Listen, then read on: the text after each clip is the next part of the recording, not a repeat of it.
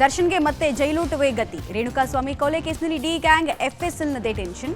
ದರ್ಶನ್ಗೆ ಎದುರಾಯಿತು ರಕ್ತದ ಕಂಟಕ. ಬೆಂಗಳೂರಿನಲ್ಲಿ ಹೆಚ್ಚಾದ ರೋಡ್ ರೇಜ್ ಕೇಸ್.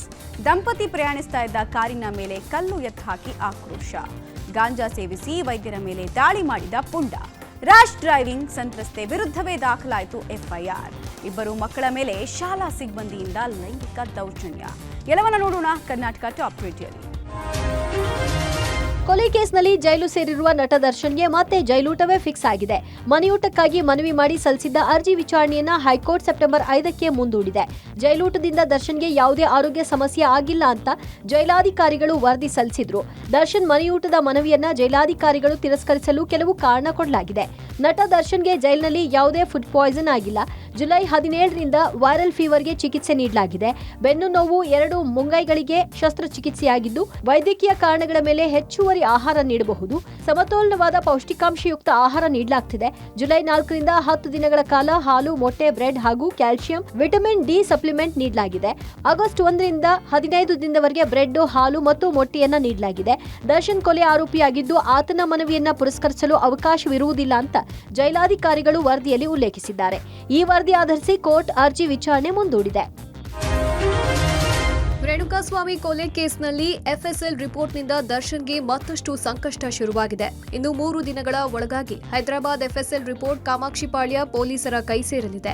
ಈಗಾಗಲೇ 70% ಎಫ್ಎಸ್ಎಲ್ ವರದಿ ಪೊಲೀಸರ ಕೈ ಸೇರಿದ್ದು 30% ವರದಿಗಳು ಬಾಕಿ ಇದ್ದುವು. ಎಲೆಕ್ಟ್ರಾನಿಕ್ ಡಿವೈಸ್ಗಳಿಗೆ ಸಂಬಂಧಿಸಿದ ವರದಿ 3 ದಿನದೊಳಗೆ ಪೊಲೀಸರ ಕೈ ಸೇರಲಿವೆ. ರೇಣುಕಾಸ್ವಾಮಿ ಕೊಲೆ ಸಮಯದಲ್ಲಿ ಆರೋಪಿಗಳು ಬಳಸಿದ್ದ ಐಫೋನ್ ರಿಟ್ರೀವ್ ಹಾಗೂ ಡಿಲೀಟೆಡ್ ಫುಟೇಜ್ ರಿಟ್ರೀವ್ಗಾಗಿ ಪೊಲೀಸರು ಹೈದರಾಬಾದ್ ಎಫ್ಎಸ್ಎಲ್ಗೆ ಕಳುಹಿಸಿದ್ರು. ವರದಿ ಕೈ ಸೇರುತ್ತಿದ್ದಂತೆ ಪೊಲೀಸರು ತನಿಖೆ ಮತ್ತಷ್ಟು ಚುರುಕುಗೊಳಿಸಲಿದ್ದಾರೆ. ತನಿಖೆ ಅವಧಿಯಲ್ಲಿ ಪತ್ತೆಯಾದ ವಿಡಿಯೋಗಳಿಗೂ ಹಾಗೂ ರಿಟ್ರೀವ್ ವಿಡಿಯೋಗಳಿಗೆ ಹೋಲಿಕೆ ಮಾಡಿ ರಿಪೋರ್ಟ್ ಸಲ್ಲಿಕೆ ಮಾಡಲಾಗುತ್ತೆ. ಇಡೀ ಪ್ರಕರಣದಲ್ಲೇ ಹೈದರಾಬಾದ್ ಎಫ್ಎಸ್ಎಲ್ ರಿಪೋರ್ಟ್ ಮಹತ್ವದ ಸಾಕ್ಷಿಯಾಗಿದೆ. ವರದಿ ಬರ್ತಿದ್ದಂತೆ ದರ್ಶನ್ ಅಂಡ್ ಗ್ಯಾಂಗ್ಗೆ ದೊಡ್ಡ ಸಂಕಷ್ಟ ಎದುರಾಗಲಿದೆ. ಮೊಬೈಲ್ ರಿಟ್ರೀವ್ನಲ್ಲೇನಾದ್ರೂ ರೇಣುಕಾಸ್ವಾಮಿ ಹಲ್ಲೆ ಸಂಬಂಧಿಸಿದ ವಿಡಿಯೋ ಸಿಕ್ಕಿದ್ರೆ ಮತ್ತಷ್ಟು ಕಾನೂನು ಸಂಕಷ್ಟ ಎದುರಾಗುತ್ತೆ. ಈ ಎಲ್ಲಾ ಸಾಕ್ಷಿಗಳನ್ನ ಸೇರಿಸಿ ಪೊಲೀಸರು ಚಾರ್ಜ್ ಶೀಟ್ ಸಲ್ಲಿಸಲಿದ್ದಾರೆ. ರೇಣುಕಾಸ್ವಾಮಿ ಕೊಲೆ ಕೇಸ್ನಲ್ಲಿ ಜೈಲು ಸೇರಿರುವ ನಟ ದರ್ಶನ್ಗೆ ದಿನದಿಂದ ದಿನಕ್ಕೆ ಕಾನೂನು ಕುಣಿಕೆ ಬಿಗಿಯಾಗುತ್ತಿದೆ. ದರ್ಶನ್ ಬಟ್ಟೆಯ ಮೇಲೆ ರೇಣುಕಾಸ್ವಾಮಿ ರಕ್ತದ ಕಲೆ ಇದ್ದಿದ್ದು ಎಫ್ಎಸ್ಎಲ್ ವರದಿಯಲ್ಲಿ ದೃಢಪಟ್ಟಿತ್ತು. ಬಟ್ಟೆಯ ಮೇಲೆ ರಕ್ತದ ಕಲೆ ಹೇಗೆ ಬಂದಿರಬಹುದು ಅನ್ನೋ ಬಗ್ಗೆ ಪೊಲೀಸರು ವಿಕ್ಟೋರಿಯಾ ಆಸ್ಪತ್ರೆಯ ಮೊರೆ ಹೋಗಿದ್ದಾರೆ. ವಿಕ್ಟೋರಿಯಾ ಆಸ್ಪತ್ರೆ ಫಾರೆನ್ಸಿಕ್ಸ್ ವೈದ್ಯರು ರಕ್ತದ ಕಲೆ ಹೇಗೆ ದರ್ಶನ್ ಬಟ್ಟೆಗೆ ಅಂಟಿರಬಹುದು ಅನ್ನೋ ಪರೀಕ್ಷೆಯನ್ನ ಮಾಡಿ ವರದಿಯನ್ನ ಸಿದ್ಧಪಡಿಸಲು ಮುಂದಾಗಿದ್ದಾರೆ.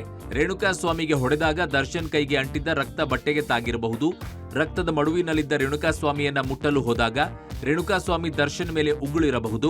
ರಕ್ತದ ಕಲೆಗಳು ಆಗಿದ್ದ ಜಾಗದಲ್ಲಿ ಗೊತ್ತಿಲ್ಲದೆ ಬಟ್ಟೆ ಬಿಚ್ಚಿಟ್ಟಿದ್ದಾಗ ಅಥವಾ ನೆಲದಲ್ಲಿ ಬಿದ್ದಿದ್ದ ರಕ್ತ ದರ್ಶನ್ ಬಟ್ಟೆಗೆ ಮೆತ್ತಿಕೊಂಡಿರಬಹುದು. ಈ ಎಲ್ಲಾ ಅವಕಾಶಗಳಿರುವ ಬಗ್ಗೆ ಫಾರೆನ್ಸಿಕ್ಸ್ ವೈದ್ಯರು ವರದಿ ಸಿದ್ಧಪಡಿಸುತ್ತಿದ್ದು ಎಫ್ಎಸ್ಎಲ್ ವರದಿ ಬಂದಿದ್ದರೂ ಸಹ ಪೊಲೀಸರು 2 ಕಡೆಗೆ ಅಭಿಪ್ರಾಯವನ್ನ ಪಡೆಯಲು ಮುಂದಾಗಿದ್ದಾರೆ. ವಿಕ್ಟೋರಿಯಾ ವೈದ್ಯರ ವರದಿಯ ಬಳಿಕ ಏನೆಲ್ಲ ಬದಲಾವಣೆ ಆಗುತ್ತೋ ನೋಡಬೇಕಿದೆ.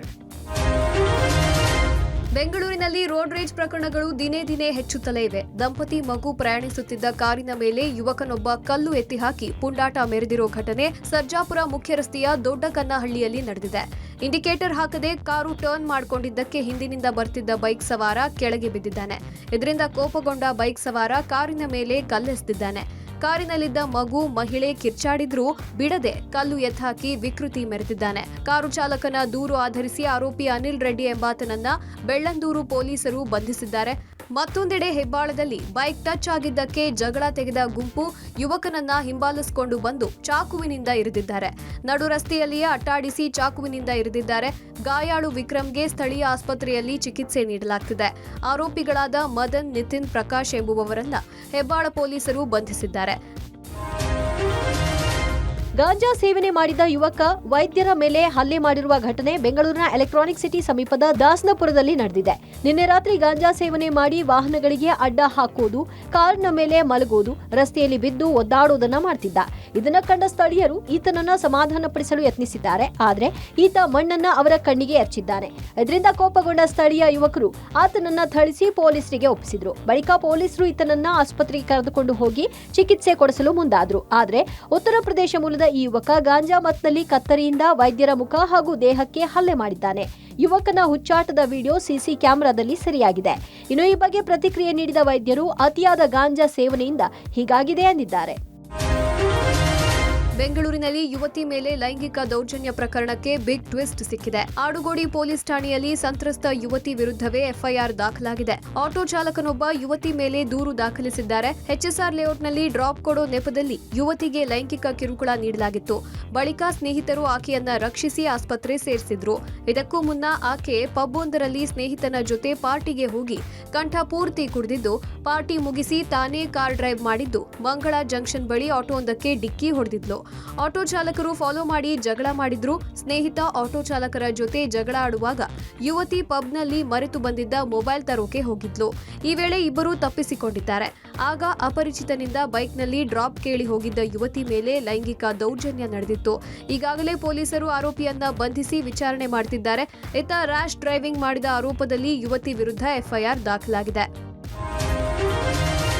4 ವರ್ಷದ ಇಬ್ಬರು ಶಾಲಾ ಮಕ್ಕಳ ಮೇಲೆ ಸಿಬ್ಬಂದಿಯೊಬ್ಬ ಲೈಂಗಿಕ ದೌರ್ಜನ್ಯ ಎಸಗಿರುವ ಹೀನ ಕೃತ್ಯ ಖಂಡಿಸಿ ಮಹಾರಾಷ್ಟ್ರದ ಬದಲಾಪುರ ರೈಲ್ವೆ ನಿಲ್ದಾಣದಲ್ಲಿ ಭಾರೀ ಪ್ರತಿಭಟನೆ ನಡೆದಿದೆ. ಬದಲಾಪುರ ರೈಲ್ವೆ ನಿಲ್ದಾಣಕ್ಕೆ ನುಗ್ಗಿದ ಪ್ರತಿಭಟನಾಕಾರರು ರೈಲ್ವೆ ಹಳಿಗೆ ಇಳಿದು ಆಕ್ರೋಶ ವ್ಯಕ್ತಪಡಿಸಿದ್ದಾರೆ. ಈ ವೇಳೆ ಪ್ರತಿಭಟನಾಕಾರರು ಮತ್ತು ಪೊಲೀಸರ ನಡುವೆ ಘರ್ಷಣೆ ಏರ್ಪಟ್ಟಿದೆ. ಸ್ಥಳೀಯ ಶಾಲೆಯೊಂದರಲ್ಲಿ ಅಟೆಂಡರ್ನಿಂದ ನರ್ಸರಿ ತರಗತಿಯ ಇಬ್ಬರು ಮಕ್ಕಳ ಮೇಲೆ ಲೈಂಗಿಕ ದೌರ್ಜನ್ಯ ಎಸಗಿದ ಆರೋಪ ಕೇಳಿಬಂದಿತ್ತು. ಇದನ್ನ ಖಂಡಿಸಿ ಇವತ್ತು ಬದಲಾಪುರ ರೈಲ್ವೆ ನಿಲ್ದಾಣದಲ್ಲಿ ಬೃಹತ್ ಪ್ರತಿಭಟನೆ ನಡೆಯಿತು. ನ್ಯಾಯಕ್ಕಾಗಿ ಆಗ್ರಹಿಸಿ ಪ್ರತಿಭಟನಾಕಾರರು ಹಳಿಗಳಿಗೆ ಇಳಿದು ಪ್ರತಿಭಟನೆ ನಡೆಸಿದ ಕಾರಣ ರೈಲು ಸಂಚಾರ ಸ್ಥಗಿತಗೊಳಿಸಲಾಯಿತು. ಆರೋಪಿಯನ್ನ ತಮ್ಮ ಸುಪರ್ದಿಗೆ ಒಪ್ಪಿಸುವಂತೆ ಆಗ್ರಹಿಸಿದ್ರು. ನಿಯಂತ್ರಿಸಲು ಮುಂದಾದ ಪೊಲೀಸರ ಮೇಲೆ ಕಲ್ಲು ತೂರಾಟ ನಡೆಯಿತು. ಪ್ರತಿಭಟನಾಕಾರರ ಮೇಲೆ ಪೊಲೀಸರು ಅಶ್ರುವಾಯು ಸಿಡಿಸಿ ಗುಂಪು ಚದುರಿಸುವ ಪ್ರಯತ್ನ ಮಾಡಿದ್ರು. ಕೋಲ್ಕತ್ತಾದಲ್ಲಿ ಮಹಿಳಾ ವೈದ್ಯ ಅತ್ಯಾಚಾರ ಕೊಲೆ ಪ್ರಕರಣ ಸಂಬಂಧ ಸ್ವಯಂ ಪ್ರೇರಿತವಾಗಿ ವಿಚಾರಣೆ ಕೈಗೆತ್ತಿಕೊಂಡ ಸುಪ್ರೀಂ ಕೋರ್ಟ್ ಈ ಪ್ರಕರಣ ದೇಶಾದ್ಯಂತ ವೈದ್ಯರ ಸುರಕ್ಷತೆಯ ಸವಾಲಾಗಿದೆ ಅಂತ ಅಭಿಪ್ರಾಯಪಟ್ಟಿದ್ದಾರೆ. ವೈದ್ಯರು ಮತ್ತು ವೈದ್ಯಕೀಯ ವೃತ್ತಿಪರರ ಸುರಕ್ಷತೆ, ಲಿಂಗ ಆಧಾರಿತ ಹಿಂಸಾಚಾರ ಮತ್ತು ಕೆಲಸದ ಸ್ಥಳದಲ್ಲಿ ವೈದ್ಯರು ಮತ್ತು ಇತರ ವೈದ್ಯಕೀಯ ವೃತ್ತಿಪರರು ಎದುರಿಸ್ತಾ ಇರುವ ಸಮಸ್ಯೆಗಳನ್ನು ಪರಿಹರಿಸಲು 10 ಸದಸ್ಯರಿರುವ ಟಾಸ್ಕ್ ಫೋರ್ಸ್ ರಚಿಸುವಂತೆ ಸುಪ್ರೀಂ ಕೋರ್ಟ್ ಆದೇಶಿಸಿದೆ. ಲಿಂಗ ಆಧಾರಿತ ಹಿಂಸಾಚಾರ, ಇಂಟರ್ನಿಗಳು, ನಿವಾಸಿ ಅನಿವಾಸಿ ವೈದ್ಯರಿಗೆ ಕೆಲಸದ ಸ್ಥಳದಲ್ಲಿ ಗೌರವ ಮತ್ತು ಸುರಕ್ಷತೆ ಒದಗಿಸಲು ಕ್ರಿಯಾ ಯೋಜನೆಯನ್ನು ಸಿದ್ಧಪಡಿಸುವ ಸಲುವಾಗಿ ಟಾಸ್ಕ್ ಫೋರ್ಸ್ ಕಾರ್ಯನಿರ್ವಹಿಸಲಿದೆ.